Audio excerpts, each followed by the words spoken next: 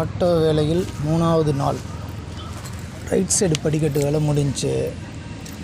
இந்த பக்கம் left side படிக்கட்டு போட்டுக்கிட்டு இருக்கேன். இன்னும் உள்ள இன்னரில் அந்த ஃப்ளோரிங்கில் கொஞ்சம் வேலை இருக்குது. இந்த பேக் டோரில் அந்த ரிப்பு பீஸ் போடணும். வேறு ரைட் சைடு அந்த சைடு பாடி பேனலில் ஒரு பீஸ் போடணும். இது கொஞ்சம் பீஸ் போட்டு பற்ற வைக்கணும். சைடு பேக் எண்டு அதில் கொஞ்சம் பீஸ் போடணும். அது போட்டால் முடிஞ்சு வேலை.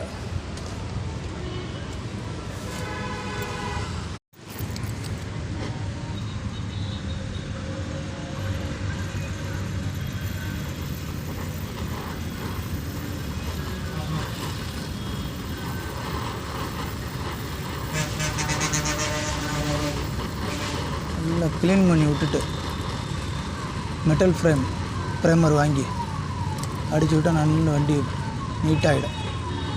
அப்புறமா பெயிண்டிங் கொண்டு போய் விட்டுறலாம்.